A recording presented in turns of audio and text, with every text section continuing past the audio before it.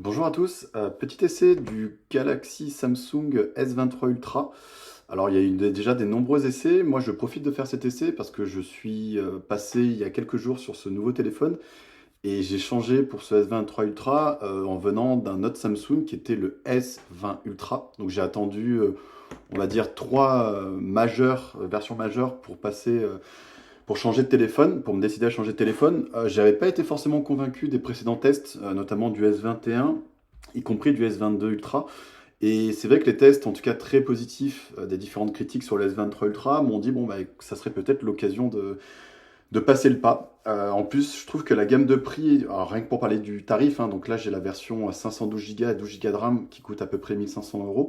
Je trouve que la gamme de prix est plutôt adéquate parce qu'elle n'a pas été augmentée énormément, voire même quasiment pas face au S22 Ultra, là où par contre le S21 et le S22 Ultra avaient vu leurs tarifs augmenter.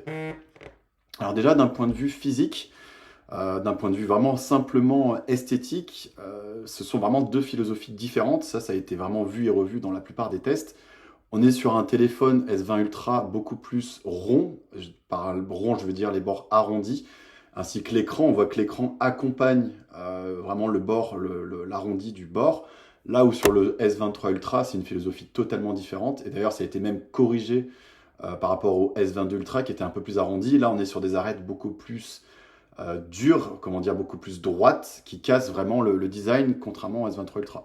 Au niveau des bords, hein, là on voit, on est simplement sur un rectangle, alors que là on est sur un rectangle avec un certain arrondi. Donc voilà, on aime ou on n'aime pas. Pour ma part, j'étais vraiment pas convaincu sur le S22 Ultra. Maintenant que j'ai le S23 Ultra, je dois avouer que le téléphone, ce que je trouve vraiment bien et ce que j'apprécie beaucoup, eh bien finalement, c'est qu'il sort un peu du lot. C'est-à-dire que ce design du S20 Ultra, qui est un design très réussi, hein, attention, c'est un très beau téléphone, mais c'est quelque chose qu'on retrouve sur tous les autres téléphones, hein, ce design arrondi, l'écran qui prend une énorme surface sur l'arête, enfin sur la face principale. Là, le S23 Ultra, comme le S22 d'ailleurs, Ultra, ont des designs vraiment atypiques, propres à Samsung, hein, qui ont été récupérés par les notes, mais ça tout le monde le sait. Et du coup, ça rend le téléphone vraiment atypique. Et ça, c'est quelque chose qui me plaît, parce que finalement, ici, on peut se dire que c'est n'importe quel Xiaomi, etc., Redmi, qui sont des très bons téléphones, attention, sauf que les prix peuvent être inférieurs, alors que là, on identifie très rapidement que c'est un S23 Ultra. Au niveau de l'écran, on va voir le test un petit peu, mais je sais qu'ils sont pour les deux de très bonne facture. Je sais que là, la qualité, notamment, on va dire, la robustesse de l'écran sur le S23 Ultra a été revue. C'est l'équivalent du S22, mais en tout cas, j'ai jamais eu le moindre problème sur mon S20 Ultra et je compte pas en avoir sur le S23 Ultra. Au niveau de l'arrière, ce que j'aime beaucoup aussi sur ce S23, c'est que c'est la première fois, honnêtement, que j'ai un téléphone où je me dis que j'ai pas forcément besoin de coque. Alors, non pas pour la protection, mais notamment pour les traces de doigts, pardon. Nous sommes sur quelque chose de mat qui ne prend pas les traces de doigts. Là où sur le S20 Ultra, comme sur beaucoup de téléphones, j'ai jamais compris pourquoi, on est sur quelque chose qui prend énormément les traces de doigts. Ça se voit peut-être pas forcément à la vidéo, mais ça prend très facilement les traces de doigts. Alors que là, nous sommes vraiment sur quelque chose de mat, très agréable au toucher hein, d'ailleurs en passant, mais qui prend absolument pas du tout les traces de doigts et c'est vraiment génial. Au niveau de comment dire, de la tenue en main, comme vous pouvez le voir, hein, clairement au niveau des gabarits, on est sur quasiment le même gabarit. On a quelques millimètres supplémentaires de largeur et quelques millimètres inférieurs, enfin pas inférieurs, pardon, en moins au niveau de la hauteur du S23 Ultra, là où ils sont à ISO, mais voilà, le S23 est un peu moins haut, mais un peu plus large. Et pour ma part, j'ai pas des mains de géant, mais les deux modèles me conviennent très bien. J'ai vu des critiques comme quoi on n'arrivait pas à tout faire d'une seule main. C'était vrai sur le S20 Ultra.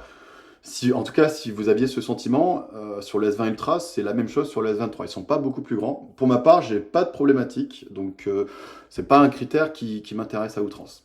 Ensuite, physiquement, au niveau des bords, là aussi, c'est un petit peu des choses différentes. C'est-à-dire que ici, si on le voit aussi à la caméra, on est sur des choses. Alors là, c'est la version black, hein, la version noire, donc le dos noir. Par contre, les arêtes sont brillantes, un peu plus brillantes et prennent un peu les traces de doigts. C'est pas très grave parce que de manière générale, hein, j'ai une coque, on a tous des coques hein, de téléphone, surtout dans ces gammes de prix. Mais en tout cas, voilà, il faut savoir que les arêtes sont un peu plus brillantes et du coup, ça garde cette fois-ci un peu les traces de doigts. Au niveau des boutons sur le côté, nous sommes quasiment à ISO. Hein, les trois boutons se situent sur le côté, volume haut, bas et bouton power. Ils sont un peu plus gros sur le S23 Ultra, ce qui est mieux parce que comme vous pouvez le voir, ils étaient très petits et très fins sur le S20 Ultra. J'ai jamais compris pourquoi. Grosse différence, quelque chose qui m'a un petit peu choqué au niveau du bas. Donc sur le S23 Ultra, on retrouve le stylet dont je vais vous faire la démonstration, le haut-parleur, le port USB, et sur le S20 Ultra, uniquement le port USB et le haut-parleur. Et ce qui m'embête sur ce S23 Ultra, c'est que le haut-parleur a été mis comme vous pouvez le voir, à l'opposé du S20 Ultra. Ici, le haut-parleur est là. Le haut-parleur était avant sur le S20 Ultra ici. Et c'est bien dommage parce que quand je vais prendre mon téléphone pour jouer, pour avoir notamment les boutons de volume en haut, ce qui m'intéresse quand je joue, de pouvoir contrôler mon volume facilement avec le doigt. En tout cas, c'est beaucoup plus facile pour la prise en main. Et bien en fait, ma main vient couvrir le haut-parleur. Ici, du coup, le haut-parleur étant là, et bien ma main couvre le haut-parleur. Ça paraît idiot, mais du coup, je l'ai ressenti. Et de ce fait, maintenant, je joue de l'autre côté, mais j'ai les boutons de volume moins accessibles. Et je trouve ça très dommage. Je ne sais pas pourquoi ils n'ont pas voulu reproduire le même schéma qu'ils avaient reproduit sur le S20 Ultra, qui était finalement parfait. En tout cas, d'un point de vue, notamment pour le jeu, quand vos mains vont prendre le téléphone de part et d'autre, et bien en fait, vous allez couvrir le haut-parleur, ce qui est un petit peu dommage. À part ça, d'un point de vue physique, donc l'appareil photo est totalement différent. Mais ça, c'est un petit peu la même chose que sur le S22 Ultra. Les appareils photo sont un peu plus gros que sur le S22 Ultra. Pour ma part, moi, j'adore le design, honnêtement. C'est des gros appareils. Ils ont repris un peu iPhone, mais c'est très bien. Ça fait massif, ça fait haut de gamme. C'est vraiment une philosophie totalement inédite face au S20 Ultra ou S21 Ultra. Et encore une fois, finalement, je n'étais pas convaincu sur le S22 Ultra. Mais les objectifs étant un peu plus gros désormais sur le S23, pour ma part, ça me convainc. Et ça fait vraiment un design massif, des gros appareils photo et du qualitatif au possible. Alors, je vais vraiment directement en parler au niveau du stylet. Donc, vous avez simplement ici, hop, à le sortir de cette manière-là. Ça va déenclencher très rapidement sur l'écran la possibilité de faire du dessin. Je vais être très honnête avec vous, je ne comprends toujours pas pourquoi ils ont voulu implémenter un stylet sur un téléphone. Je ne vois pas ce que ça apporte. La prise de notes, honnêtement, est très difficile. Là, j'écris mon prénom, c'est très bien.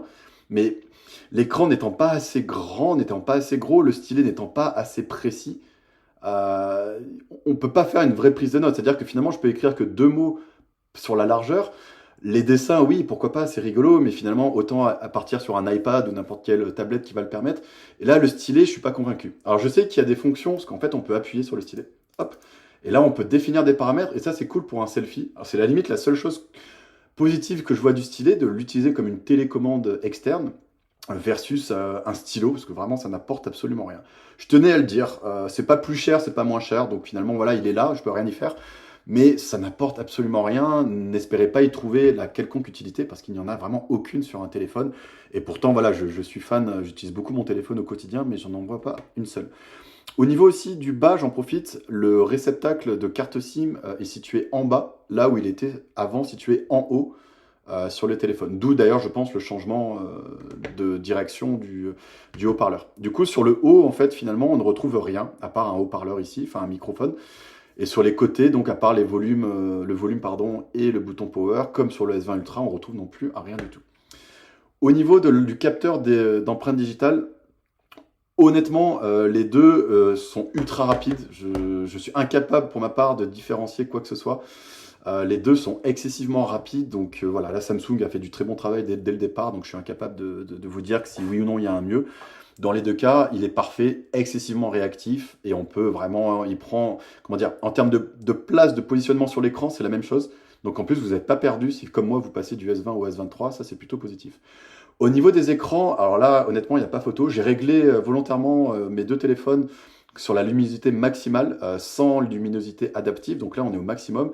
Je pense que ça se voit sur la vidéo, mais l'écran du S23 Ultra est beaucoup, beaucoup plus lumineux que le S20 Ultra. C'était déjà un bel écran, mais ça n'a rien à voir. Rien que si vous mettez, on va dire, d'un point de vue en biais, vous voyez que vraiment les contrastes, luminosité et couleurs sont beaucoup plus respectés sur le S23 Ultra que sur le S20. Ensuite, on voit, mais ça c'est vraiment la touche Samsung, parce qu'on retrouve les mêmes icônes, on voit que le S23 Ultra, honnêtement, applique une colorimétrie un peu plus chaude. Pourtant, je suis dans les réglages par défaut. Je n'ai même pas appliqué de réglages supplémentaires. Mais on voit que le S23 Ultra, et ça a toujours été un peu la philosophie Samsung, d'appliquer des couleurs chaudes sur les écrans, sur les photos. Et ça a été un peu plus fait, mieux fait, je ne sais pas. Là, c'est vraiment subjectif, pardon. Mais en tout cas, c'est beaucoup plus appliqué sur le S23 Ultra. Résultat, pour moi, l'écran est topissime.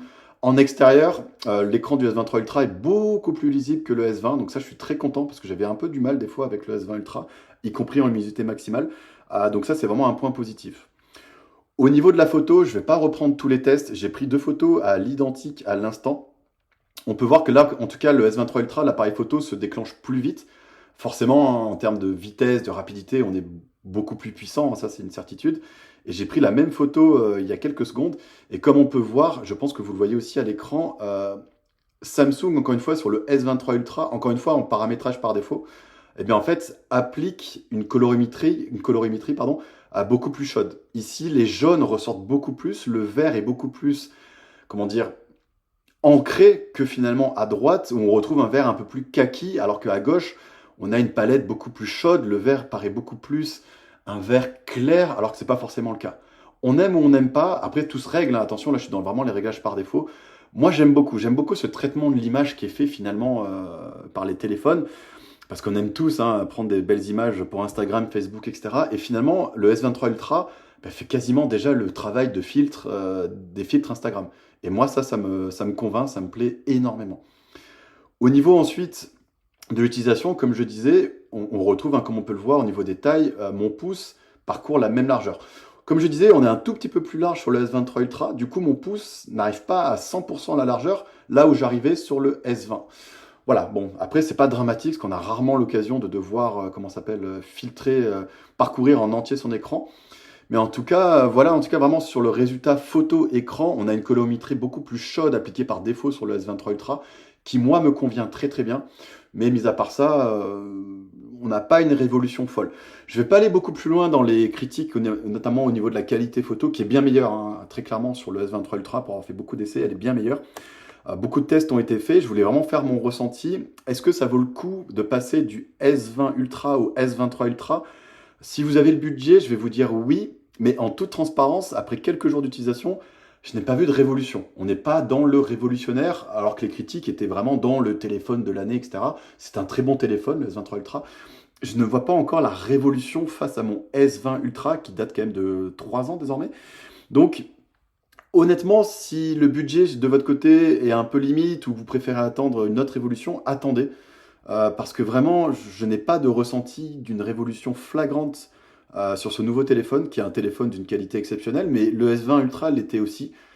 Le S21 l'était aussi, ça je le sais, et le S22 l'a été un peu moins, mais voilà, finalement, je ne pourrais pas vous conseiller de passer du S20 Ultra au S23 Ultra. Encore une fois, sauf si vous budget le permet et que vous voulez vraiment profiter un petit peu des derniers gadgets. Sachant qu'en plus, Samsung est très sympathique et fait les dernières mises à jour d'Android, de sa version One UI, y compris sur la S20 Ultra. Alors, c'est la dernière année, il faut juste savoir que c'est la dernière année.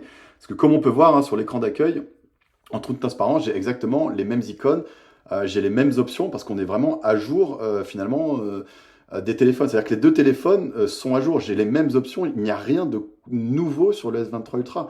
Et à la limite, merci à Samsung de continuer de supporter le S20 Ultra, mais ça confirme un peu ce que je dis, c'est est-ce qu'il y a vraiment un intérêt à passer au S23 Ultra? Ben, finalement non, parce que Samsung nous autorise à avoir les mêmes features sur les deux téléphones.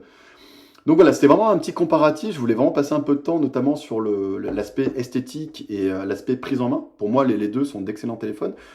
L'aspect écran, oui, vous êtes beaucoup mieux. L'aspect photo, oui, mais on n'a pas de révolution. Et comme je vous viens de vous montrer, on est finalement à jour en termes de features sur les deux téléphones.